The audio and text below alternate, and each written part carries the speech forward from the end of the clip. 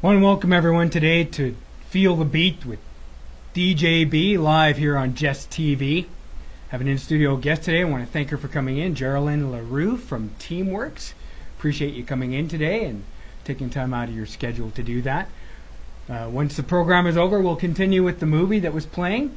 But right now, we invite you to tune in and listen to some of the great things that she has to say about resumes, interviews, that type of thing, and selling ourselves on the job, because that's really, really important to do. We need to be able to sell ourselves. That's what we're doing, is selling ourselves so that that employer will hire us. So Geraldine, yes. Thanks for coming in. Appreciate it very much. much. More than welcome, Brad. So working with Teamworks and stuff, you get to see a lot of demographics of people, different age groups and that coming in. Right. Is there a harder group to get to work or put to work than others, you might say? Well, probably most listeners will know, like when you're first starting off with employment and you don't have any experience, that is a difficult age. So those students right out of school with very little experience, it's really good if you can do some work even while you're in high school, let's say, so that you can get a bit of experience, just, if it's just labor jobs, whatever. Get something where you can have a reference. And then the group that's about 50 and up, we hear that term ageism happening within the society now, and just not necessarily having employers taking a chance on someone that's a little bit older. So that group sometimes struggles a little bit. But it can also just be about how you're presenting yourself. Mm-hmm.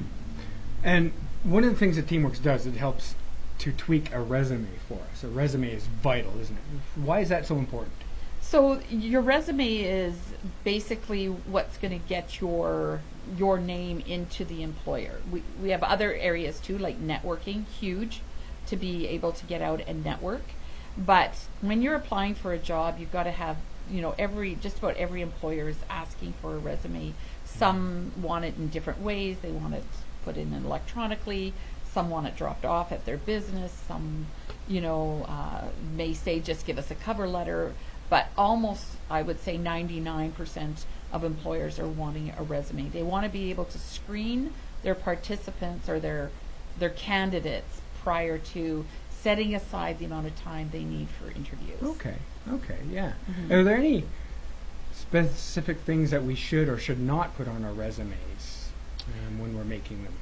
Right. So it also depends on where you're applying and your areas. So in Southern Alberta here, employers tend to really like longevity at work. So they want to see that you've held positions for a longer length of time. But as you age, then you're trying to play that game, well, how do I show all that? How do I show that I've had, 10 or 15 employers over my lifetime?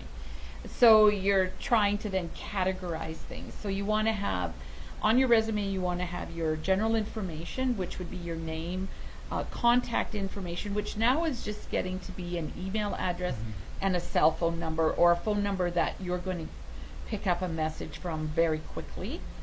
Not so much an address anymore. That's sort of, really? A lot of people are leaving their addresses out because nobody's generally going to be responding to that address, right? And only if you get hired do you need to put the address on for your employer's benefits or things. Oh, wow. So that's a bit of a change.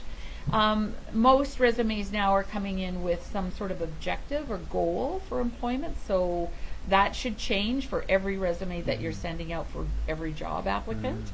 So it's tweaking your resume every time you send it out. And then you want to have a skills section. So what we see a lot of people have then mostly is their work history. Mm-hmm. But a work history just says the tasks you've done. It doesn't really say the skills you have. So let's clarify that. So I can answer the phone. That's a task, answering the phone. Okay, but the skill could be single or multiple line phones. So maybe you have a 4 or 5 line phone system coming in. Well, now I'm able to do that as well. It's not just answering the phone. Can efficiently and accurately handle the multiple line telephone system. Do you see what I'm saying? Like a simple thing like answering a phone is now the skill. So, and how are you doing that? Expertly, efficiently, the adjectives need to come in there. So we really advocate having a resume that has the skills laid out. Is it customer service? Is it management? Is it leadership? What are the skills? It could be basic things like hand and power tools, right? It could be things like QuickBooks, or like being able to have worked in those industries with accounting. So what are the skills? I can invoice, I can do payroll, I can do receivables and payables and all of that. So laying out the skills that you can do, and then having your work history. So some people now are having their work history just the employer and the date and the title. Okay. So there's no I did this, I did this, I did this, because that should all be in your skills section now. Oh, Right? okay. So highlight of qualifications or skills, and then you would subsection that out into different areas. So there's a really good book here that the Alberta government produces called Advanced Techniques in Work Search. This is free to any Albertan. If they go to, for our office, for example, or Alberta Works or any of those places, and they outline right from the beginning how to do your work search. So one of the things is that there are generally 3 types of resumes. So there's a chronological, which is just work history. There is a functional, which has no work history in it at all. Oh, wow. Yeah, and then there's the combination where it's work history. So I'm not sure your camera can pick this up, but we have our highlights of qualifications, and then they have put a couple of points under the work history, sort of what they've done. But depending on how robust this highlights of qualifications or the skills section is, depends on whether or not you can leave some of this out. Right? Oh, okay. Okay. So, and then of course your references available upon request. I would say always bring those with you in an interview as well, and your education. So, for the most part, you're probably not going to be applying if the job says you must have a degree. So you need to. Right. So the education piece has got to be there, but it's not the first thing that they're looking for, or it can be in the cover letter. It can be up front more in the cover letter. So then that information gets across very easily that way. Okay. Oh, it makes sense. Yeah. So which type of resume is more effective? The functional one, or the combination, or the chronological? Right now, personally, every career counselor you go to is going to have different ways that they want to see a resume. So mine is the combination. Oh, I like okay. the combination. I like we have to see the work history, right? Where have you worked? Why did you leave one job to another, right? And that's what an employer's thinking, when they're looking at resumes. Oh, gee, they stayed here for 10 years. That's great. They stayed here. They've had 5 jobs in 5 years. Oh boy, I'm not sure I'm going to take a chance on that, right? Yeah. So, but if you've got all the skills in there, that can still intrigue them, right? Because Right. maybe there's a reason. Maybe you're a venture capitalist or something, and you end up having to work for different people for short periods of time. I don't know. Like there's And there's other things too that come into play. Sometimes a company, has a takeover and phases somebody Exactly. out, and that's beyond your control or something like That's that. right. That's right. So even though that in the resume seems like you haven't worked there that long, but there's still reasons for it, right? It's not your fault necessarily. Exactly. So, Yeah. So that that they can That's look right. at, and if they think of that, then usually they'll take a chance on you if you intrigue them enough, right? And that's all the skills. Yeah. The skills will be what captures an employer's eye. So if you put skills sort of over on the side, and your work history is the prominent thing, well, you're reducing what really is important. So you need to make sure that those skills are really clearly outlined. We advocate that every job seeker, no matter at what point in their life, begin what we call a master resume. And that could be 10, 20, 30 pages long as you work through your careers. Oh, okay. Right? Okay. So every job you have, you start listing the skills that I've obtained from that job. So that when it comes time to do a resume for a new job, now you've got that information all laid out, and you can pull off of your master resume what you want in the resume for a particular job. Oh, okay. Wow. That's new. That makes Mhm. sense. Yeah, for sure. So, in a resume, how long should it be? Like I know in the past I've had a resume, and I think I had 4 pages one time, and I an employer I'm sure would look at that and go, "Wow, that's a little too much reading," and probably turf it in the garbage, right? What is an ideal length for a resume? 2 pages or less. 2 pages or less. So I personally find a one-page resume tends to not give enough information. So we're talking about that 1.5 to 2 pages, depending on how well you've laid everything out. Oh, So okay. if you've, so for example, let's say you've done receptionist, okay, and you've been a receptionist, let's say at 3 different salons. Well, you can clump all of that together as one piece of work history, right? And now it helps because you can give the dates for a longer period of time too. So that helps for our older workers trying to reestablish themselves. Okay. So they can combine work and the extended period looks a little bit longer too, right? So yeah, it can be helpful on how we pull those things together. Okay. No, that's good to know because in the past when we've done resumes, we all have this certain idea because that's how we were taught before, right? You got to do this, this, and this, right? So getting help from professionals that do resumes is always a good thing, right? Because then they can Yeah. help tweak that. And so we at Teamworks we offer that. It's called Career Services, and we have a whole list on our website of the different packages that you can purchase and the help you can get. So Okay, nice. there's interview help, there's resume help, there's career coaching help, all of that. Whatever that is, our fee for service part of our Oh, business. nice. Yeah.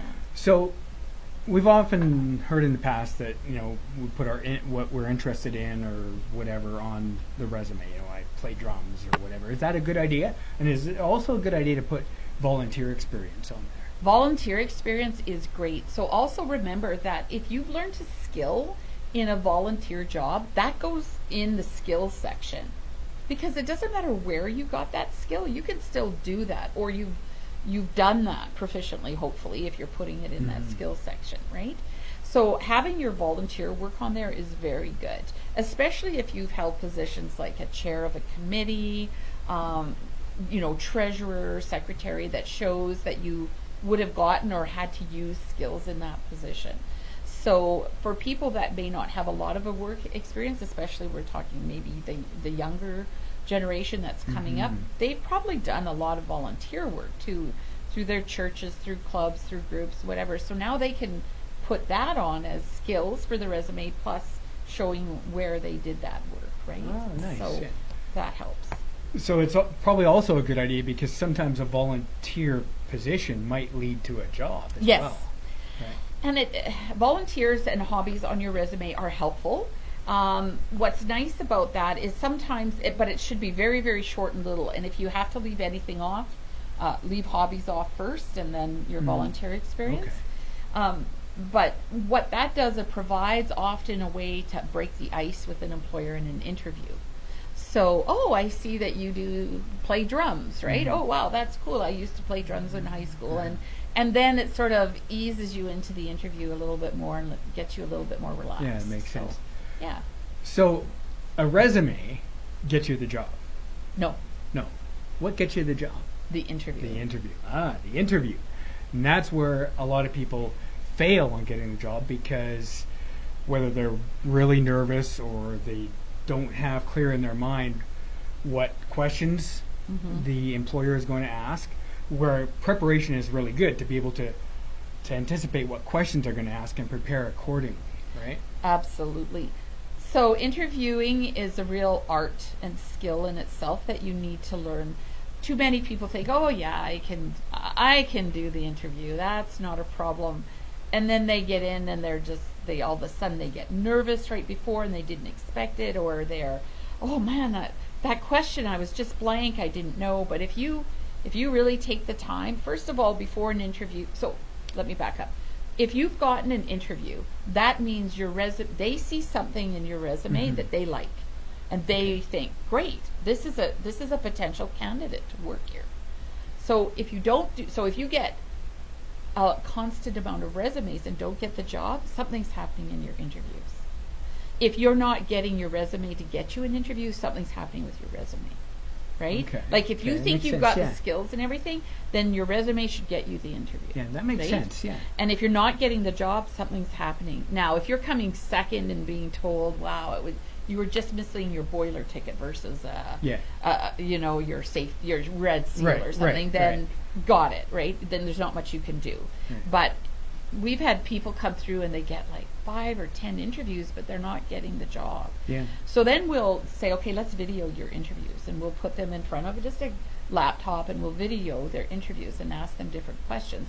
And from that, we can sort of pick out what's going right, what's going wrong, right, and sort of help tweak their interviews. Yeah, right? it's a good way because a lot of people are very self-conscious about, I don't want to be videotaped, I don't want to be photographed, right? Yeah. But doing that, you can actually see how you come across That's right. and what you're saying or what you're not saying. So that's kind of right. important. So in an interview, are there any standard questions that employers always ask? There's some that are most frequently asked, such as, tell us a little bit about yourself, right? Oh, boy. That's where a lot of people fail, Yeah, I think. yeah. So Oh, yeah. keep that information to your employment and dabble a little bit however you feel comfortable with. Yes, I live in Southern Alberta, or I live in Lethbridge, or I live just outside of Lethbridge, and maybe I'm married, I have 3 kids, so that they get a bit of a picture of you and who you are and what you're bringing, right? They don't want long stories, right? You want to be finished in probably a minute to 2 minutes at the max.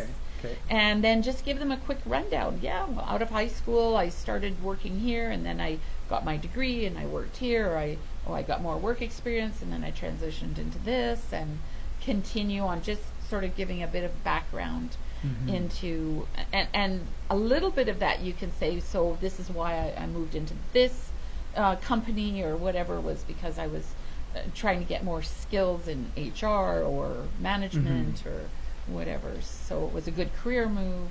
So what are some of the questions that they ask that are specific basically to the job? Like, they might ask maybe, how do you feel you would fit, or something like that.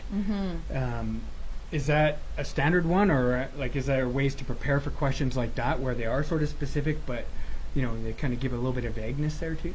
Right. So what a lot of employers will do, a couple of things. An employer will say, well, what do you know about our company? Right? So A, do your research for every interview. So job searching is a lot more work than people think it is. So- right? If you're unemployed, it's full-time work looking for work. Yeah, true. So why would they ask a question, what do you know about our company? Why would they ask that? To find out if you even are interested enough to have looked Okay. them up. Yeah. Right? Yeah. Have you looked them up? Do you understand? What are the values in the mission statement? What's the corporate culture of that company? And therefore, if they know you've looked into that, now you can tailor your answers to some of that. So while I noticed that I'm really interested in your company from what I've seen online, you're very family orientated, or your corporate culture really lends itself to helping the community, or I really see that you're customer service driven, right? So you get to brag a little bit about what you know about them and or their companies. You can even go so far as saying, yeah, I see that you studied in Arizona, I grew up there, or sort of whatever might be something that kind of gets you to have more of a connection with those employers that are interviewing. Yeah, and that's important, is developing that connection. And that's kind of where you can get and feel it out, especially when you say, tell us about yourself. You can sort of develop that a bit too. Right. But they always ask a question, if you had a dispute with a coworker, how would you handle it? Or how would you handle a difficult situation with a customer or client? Yes. Why do they ask that? So they want to see your response to stress and difficult situations. And often, so an employer could ask them exactly as you did, very straightforward like that, or they would often give you a scenario. Okay. So okay, let's say you're sitting at the front desk and someone comes in and they're just really upset and frustrated, and they're over, at this little mall, and the bathrooms aren't working, and how can this be, and right? And maybe you can't solve it, but how are you going to do to ease that individual that's come to your front desk? How are you going to relate to them? How are you going to calm them down? What are you going to do that validates their concern and, allows you to maybe, not that you can necessarily fix it, but you're listening and see if you can get them calmed down and take the information. Do you need to pass it on right away? Is this a major concern? Do you and your company should have policy and procedure, and what do you do in difficult situations, and how far do you go to being offered help and things like that. So scenario questions are happening a lot in interviews. But let me tell you about something else that's really starting to change, which is interesting, and many job seekers may not be aware of this, and this is work experience interviews. So where the employer will say, we want you to come in and work for half a day with us, just to see how you work. So it's a working interview. So we have the sit down, sort of like we're doing now, interview like this in a room, 3 or 4 people, can be multiple people. We're doing video interviews now, telephone interviews now, right? And now there's the working interview. So it can't be for all jobs because, of course, safety has to be a primary consideration. Okay. But let's say you wanted to work as a medical receptionist. So they could say, well, come in, we're just going to see how you handle maybe the front desk. Maybe they'll say, come in and be with us for a couple of hours. Now, the employer can choose to compensate you in a number of different ways if they offer to compensate at all. So that's from the employer's end. They may ask. But a job seeker now could say, would it help you, or could I offer to come in and do a little bit of a working interview with you? So you can offer, and when you offer, then you shouldn't be expecting any monetary gain from that. Right. And just say, this is how it would work maybe in a dental office, right? I'll just come in and, you can see how I interact with the patients and interact with the staff. So that's kind of something new that we're seeing a lot more of. Is that like job shadowing in a way? It's before the job shadow. Before the job shadow. Yeah, Okay. yeah. So we've got 4 people that we think are really good candidates. We're going to do a working interview with each one of them, and then we'll pick the one we want to hire. Okay. Right? Oh. So, because some people can really shine in an interview, but then you get them on the job and maybe they can't relate to people very easily, and then you want them as a customer service person, so they're talking with you really well. Oh, great person.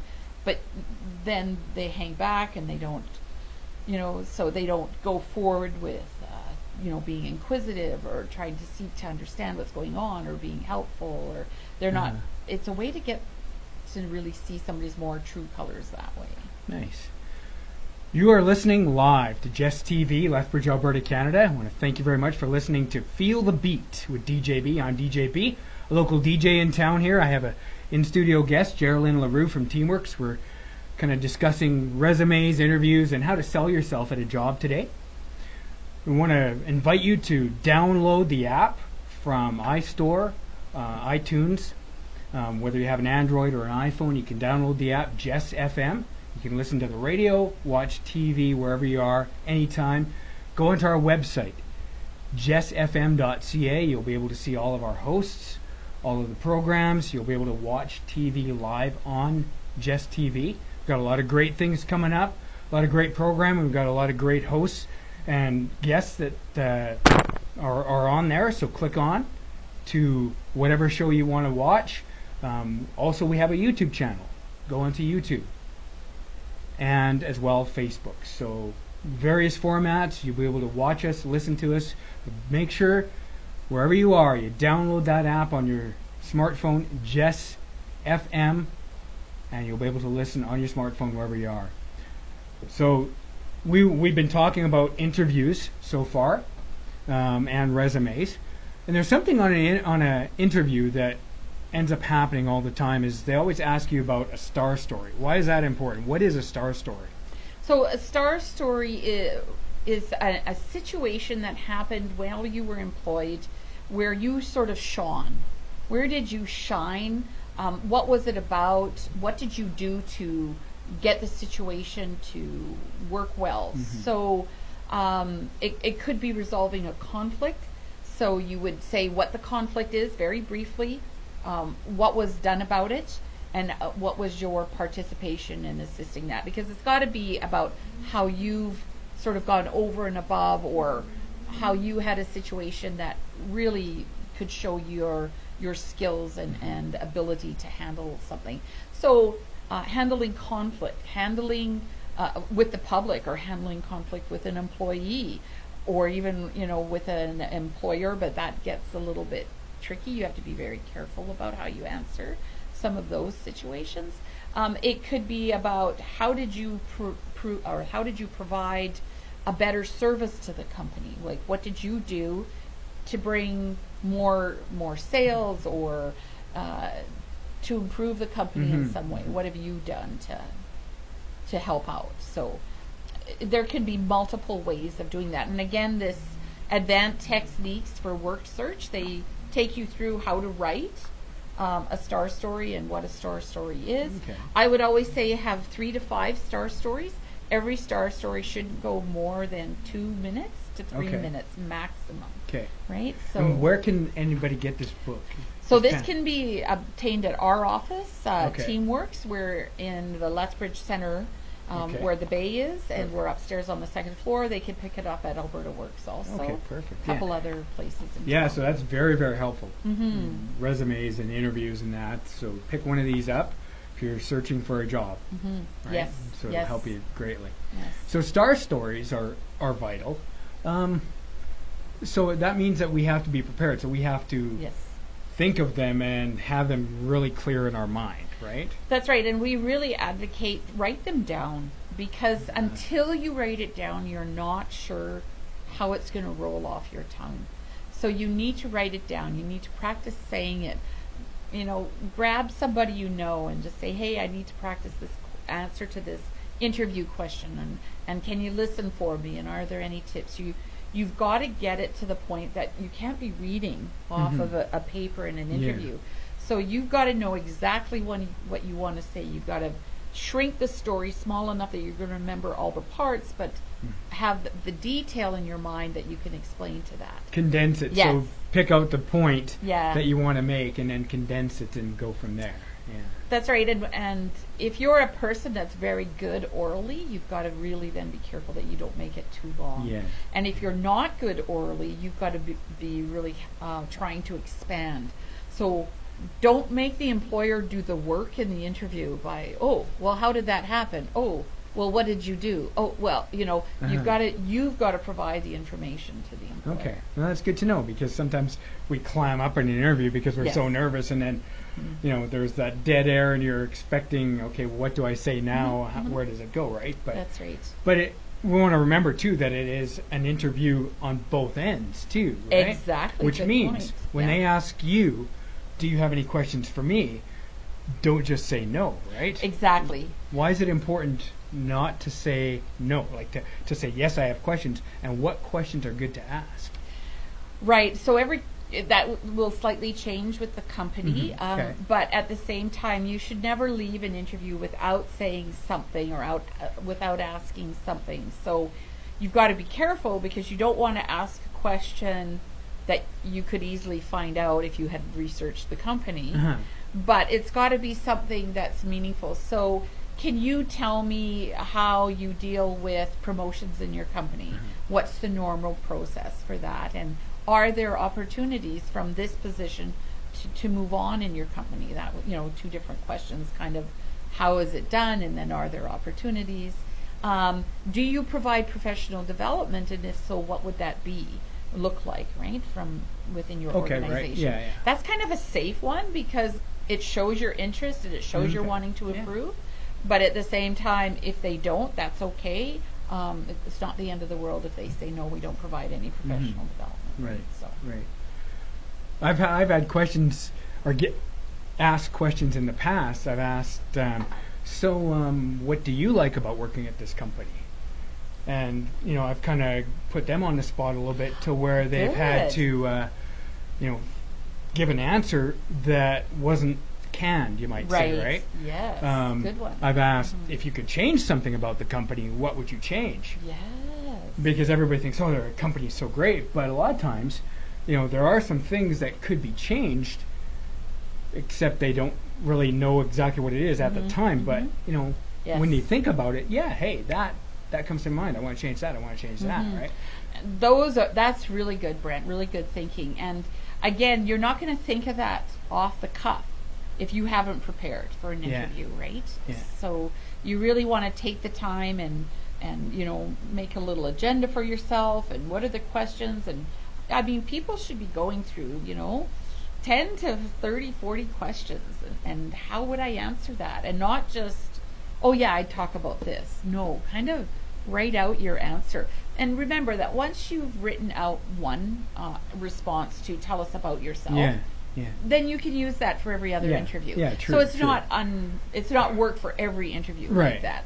It's just when you're in that job search and you're wanting to do interviews, then start getting some of this information down. Right. And we have to tailor resumes to jobs. We have to tailor interviews or what questions we might ask too. We might think, okay, this company, what question would they ask me? And then kind of tailor our responses and how we prepare for it to that is a good idea too. That's it's probably a good idea as well to, if you're going to ask questions to employers, like have a question, had 10 or 12 of them that you're going to ask, and maybe cycle between those. Right, because you would only want to probably ask 3. Yeah, 3 right? is, At the end of your interview. I have 3 questions I'd like to ask. The first one is, so you want to make sure that they're good, well thought of questions, and they're not just, and don't ask, how much are you going to pay me? Don't ask that question, right? That's not a good question. No, not a good question, because often that information is then negotiated, right? They may bring it up. If they bring it up, so an employer may say, all right, we can offer you anywhere between $23 and $26 an hour, right? Yeah. Or $15 and $19 an hour. Where do you think you should fit in that scale?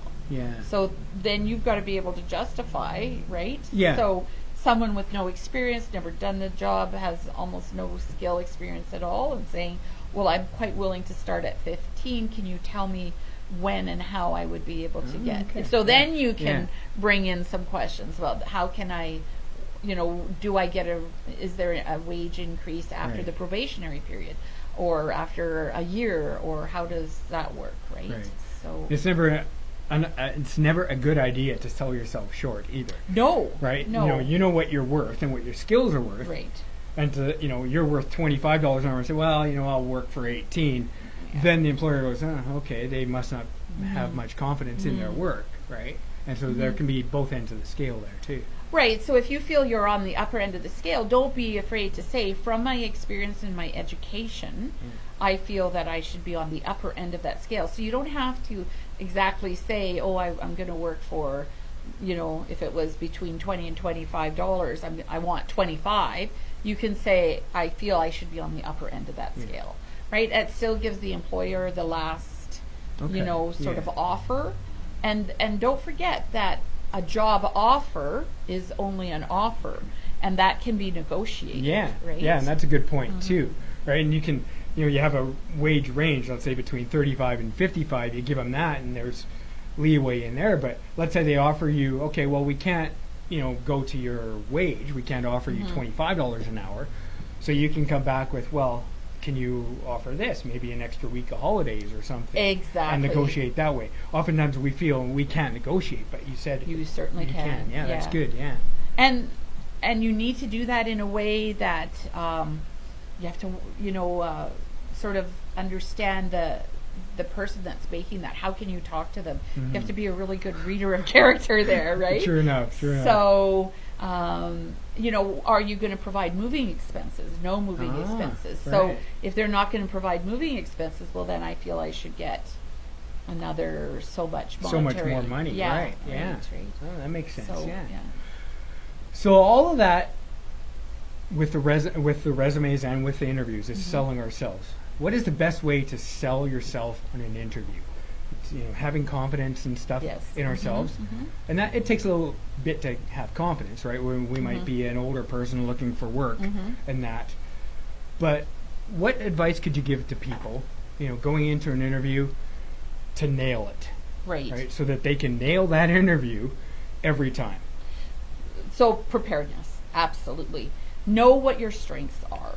So another question employers will ask, well, what are your top strengths or what are your top weaknesses? So go through, make a list. Again, it comes to that skills. So, are you good at building relationships and keeping business? Or no matter, you could be so in my job, I still have to be a relationship builder, even though Right. I'm not in sales or anything like that. So I can gain and maintain clients, right? Like Right. I can guarantee you that. I know that that's so, but you only want to go to 3 because you want to have the list. You want to know what they are. Right. But in an interview, it's sort of a 3-finger rule. If you're giving any feedback on anything, it's sort of like give 3. You could say I could provide more, but I'll give you my top 3. Okay. Right? Okay, that makes sense. So, yeah. and it's helpful to, be able to just, really prepare for what you think the top 3 are. And then for the weakness too. So that is, again, a really important interview question that's almost always asked. Always right? asked. Yeah. And that is Yeah. pick something that is a weakness, but you've already learned how to manage it. Okay. So Makes sense. I don't say no to things very easily. So now when I'm asked to do different tasks, I check how much time is involved and then make my decision before I answer right away that I'll do something, right? So it's like giving what the weakness is, all right? This is what I've done to manage it, right? So that now it actually shines through a little bit as a strength. So you don't want to say, paper, I'm not good with computers. Yeah. No, you know. So I don't have a lot of computer experience, but I've been doing some work on some online programs. I feel that I've gotten better, and I'm really eager to learn. Yeah. Really eager to learn I what think- you don't know. Yeah, I think adding that, I'm eager to learn, which makes you teachable to that employer. Absolutely. And that's a lot of what they're looking Absolutely. for is teachableness, because Yes. you get a lot of people coming in and they know everything, or they think they know everything, and then they can't teach how that company does things, and that will disqualify you. Whether you're qualified for the job or not will disqualify you Right. on being Right. teachable, right?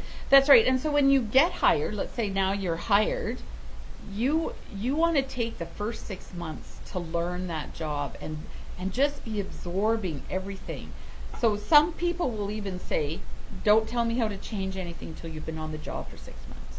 Mm-hmm. Right? Okay. Learn the job, learn what it's done, and if you can see a way that it can be improved, then make notes on that and how it can be improved, and really think Okay. it through, right? Yeah, that's a Because good if you point, come yeah. in right away and we did this at my old workplace, and one time I did this at my workplace, then it's like, no, it's sort of a backwards way of putting the Yeah. employer's procedures down, right? So Okay. you don't want to. You want to do that. You want to say, oh, okay, I can do it like that, knowing in your head, yeah, but I could see an easier way of doing it. Just don't say that right away. Mhm. And 6 months is just a rule of thumb.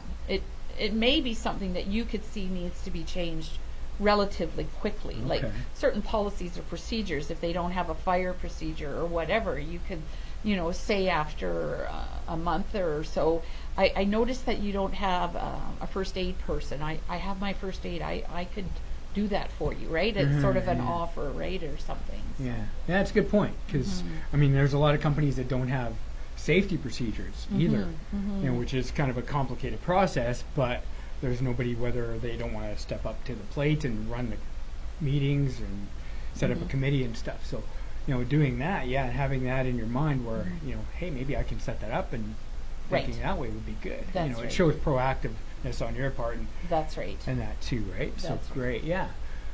So resumes, interviews. So you have that you have the resume in place, but looking for a job, where do people look Yes. for jobs? Right. There's job boards and everything like that. That's but right. is that the best place? No.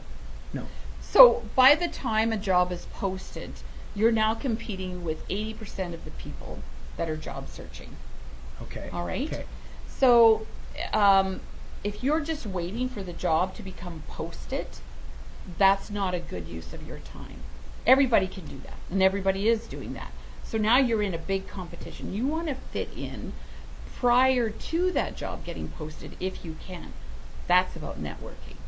So now you've got to get out. You go to employers. You make a list every week. Who am I going to go see? They don't have to have a job posting, but I'd like to work in a real estate office, right? So now you're going to go around and you're going to visit every real estate office. You're going to, if you've got a calling card versus a resume, or if you want to, you take your resume and, I'm really interested in your job. Could you tell me a little bit about it? Just a couple of questions I have, and just let me know a little bit about it. And I'm looking for work, exactly what you're doing, or, something related. And do you know of anybody who's interested? So 2 things: network, and you can network by doing what we call cold calls, not necessarily phone calls, but walk-ins. Some employers, we do everything online. So when you start to hear that at a company, then you want to go back and you want to say, is there any way I can speak to or have a short informational interview? So it's not necessarily about me trying to beg for a job at this opportunity or with this interview. You could say, I'm in a job search and I'm trying to find the right company that fits with my skills. Okay, yeah, right? So you turn the table a little bit. Yeah. And then you're saying, okay, I'm looking for the company where I'm going to be a good fit. So, but you let people know that. And then they're like, oh, yeah. Like, so it's a bit of a... So how you change the table in the interview on those last few questions. So tell me what you like about the job. Now you're doing the same thing. I'm looking for a good company. I've looked your company up and I like a number of pieces that you do, and these are them, and I'm just wondering if I could have a short informational interview about, moving into this type of work. Nice. So yeah, that would be good. Okay. You are listening and watching Feel the Beat with DJB live on Jess FM radio and TV. We appreciate you tuning in with my in-studio guest, Geraldine LaRue from Teamworks Training here in Lethbridge at the Lethbridge Centre Mall. We appreciate her coming in today. We'll spend a little bit more time with her here shortly until about 4:30. You're able to stay, right? Okay, so we'll find a little bit more information, but we want to thank you for tuning in. And please download the app on Jess FM app on iTunes or iStore, I guess it is. I'm not an Apple user, so iStore or on Play Store for your smartphone. Download that app and you'll be able to tune in live to radio, listen to great music, great shows, and you'll be able to watch TV on that as well. So you'll be able to click onto the link, go to our TV programs, watch our in-studio live guests. You'll be able to watch movies when we don't have a live guest in studio. So some great things happening. I'm DJ B, and this program's Feel the Beat. I usually have music and stuff, and I'll be playing some music a little bit later on. I'll run a little bit into 5 o'clock. My show goes to, so I'll be playing some music till then when Geraldine has to leave. But I'll try and gear it around working music, something that can pump us up for that job search, because it is difficult finding a job out there. It's very hard. But remember, it's job seeking, not job waiting. So we have to actually make the effort and do the labor and work to work, because like you said, it's a full-time job unto itself. So, you might not have work, but you still have work, right? Absolutely. Yeah. Takes a lot of time preparing, and don't get bogged down in that preparing either. Like, sometimes you just got to get out there. You just got to go and talk to people and try to see if you can get in and, like I said, do an informational interview. Even if your resume isn't 100% yet, if you get stalled waiting for the perfect resume and waiting for all the perfect answers for your interview, you're going to be stalled for a long time. So remember, it's a work in progress, and every time that you interact with an employer is a time you're going to learn something. Go to events where employers are, absolutely, career fairs, right? Another thing that we should talk about are the new applicant tracking systems. Okay. So the ATS systems, that's where they say download your resume online, download your cover letter online. So you really have to read the job description very well if there is a job description that asks you to download your resume and cover letter. What happens in those applicant tracking systems, as soon as you download your electronic document, it's pulled apart into pieces. based on the words that you're using that match the job description.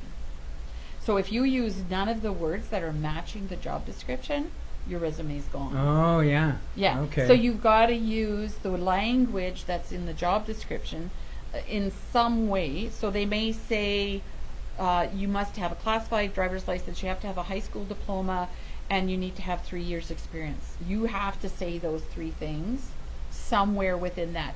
If they're asking for the cover letter and a resume, then it could be in the cover letter or the resume. If they're asking only a resume, then it has to be in the resume. Okay. Right?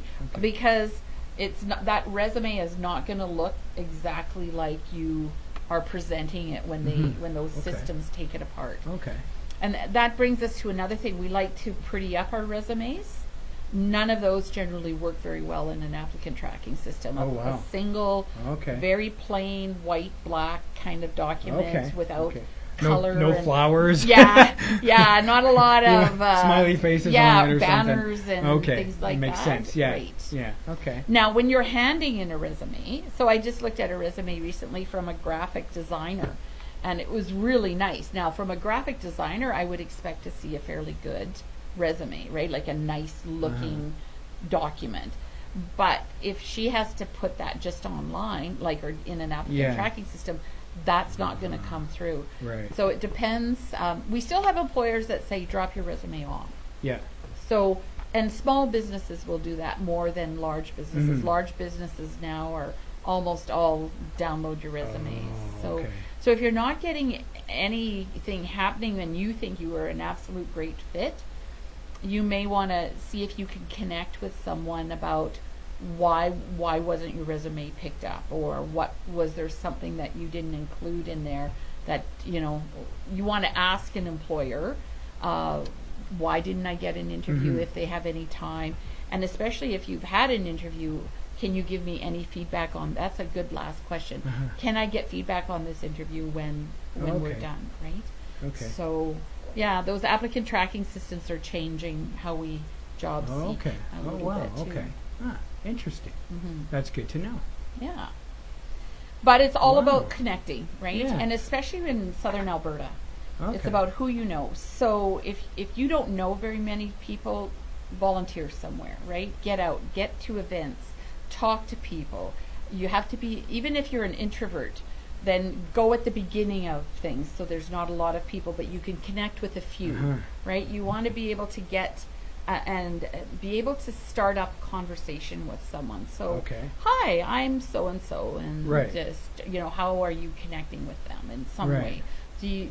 I haven't lived here long. Can you tell me something Right. about the community, right? Yeah. Just have one line, and as long as you can ask a question that makes somebody else answer. Yeah. The more Exactly. questions you have, the more they do the talking. Okay. Well, that makes So sense. it's a little bit of a way that sometimes if you're a bit of an introvert, that's a way to cope, is ask questions, and then somebody else is doing more of the talking. Okay. Nice. So the importance of networking. Yes, Because huge. networking can lead to somebody, maybe somebody's grandpa or dad or something has a business, and by networking, oh, I know this person that's looking, and bang, you get the job. Well, one of our mutual friends did 25 Yeah. informational or interviews, 25.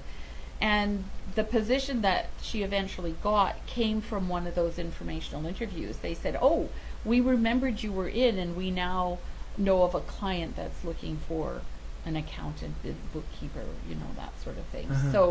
So it was really interesting of how, so don't be discouraged if you've gone through, and only had like 4 or 5 interviews. That's nothing yet, right? Like, Okay. don't be discouraged by that at all. But getting a job is also a numbers game. So unless you're getting out there and you're connecting with people, then how are you going to get those opportunities? So it's all about making the connections. Set a goal. Is it 10 a week? Yes, we can easily send out 5 resumes online, right, to all those applicant tracking okay. system, right? Okay. That's not difficult to do, although you're tweaking them and everything. But it's what am I going to do for those networking, face-to-face connections? Yeah. How many okay. of those am Oh, I wow. going to do? Okay. Mhm. Interesting. That's interesting to know. Yeah. Yeah, good stuff.